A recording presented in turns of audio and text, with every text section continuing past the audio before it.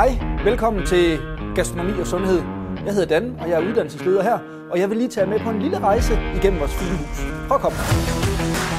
Når man kommer ind her hos os, så kommer man ind på vores kollegie.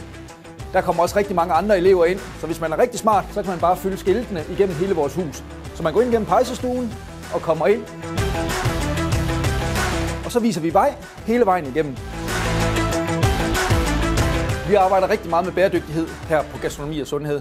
Så derfor så vil vi rigtig gerne herude, når I starter, have høns. Hønsene skal vi bruge til mange forskellige ting, blandt andet til madspild, men vi vil også gerne spise dem, når de bliver lidt større, end da vi fik dem. Så det kan I glæde jer til.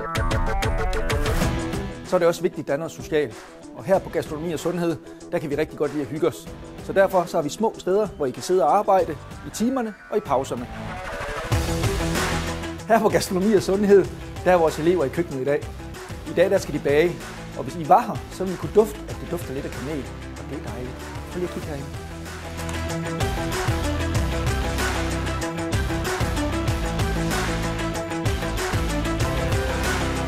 Jeg snød, for det var slet ikke kanel, jeg kunne dufte. Det var marcerin, så jeg skal nok lige have en ny næse. Nu skal I prøve at høre. Hernede ad gangen, der går Claus og har grundfag.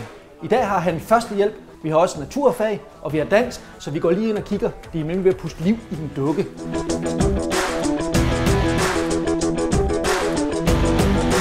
Og hvis man er rigtig god, så kan man puste liv i en. Det tager lidt lang tid, så de får lov til at øve sig igen og igen. Her på Gastronomi og Sundhed, der har vi hovedforløb for ernæringsassistenter. De arbejder jo rigtig meget med verdensmålene. Men det er også sådan, at der går vores EUX-elever også. Og EUX, det er jo den her fede kombinationsuddannelse, hvor man både får en gymnasial uddannelse, og man får en erhvervsuddannelse. Det er mega smart, fordi du korter hele uddannelsen ned, og du får faktisk det, som vi synes er allerbedst fra begge uddannelser. Så EUX, det er fremtiden. Noget af det allerfedeste ved at gå her, synes jeg, at man får lov til at arbejde med sin hobby hver dag. Jeg elsker at lave mad, og det er mega fedt at få så meget tid ude i køkkenet hver dag. Nick, hvad er det, du gerne vil være? Jeg vil gerne være ernæringsassistent. Hvad vil du gerne arbejde med? Mad til mennesker. Ja, hvor vil du gerne arbejde henne? Nede på landbrugsskolen. Hvorfor det? Fordi jeg synes, det er mega spændende at kunne lave mad til beboere dernede.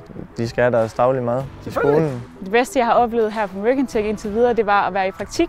Jeg fik lov til både at komme ud på en højskole og en efterskole, og komme ud og mærke, hvordan livet i køkkenet er ude i praksis. Hvis I aldrig har hørt om os på Gastronomi og Sundhed, så er det fordi, vi lige har fået et nyt navn. Vi hed Hotel- og Restaurantskolen før, men det var lidt gammeldags. Så derfor, Gastronomi og Sundhed, kokke, tjener, konditor, bager, ernæringsassistenter og cater. Jeg skal komme efter jer. Håber vi ses. Noget af det bedste ved at gå her på Mercantech, det er, at vi har nogle vildt fede lærere, lige ud over dans selvfølgelig.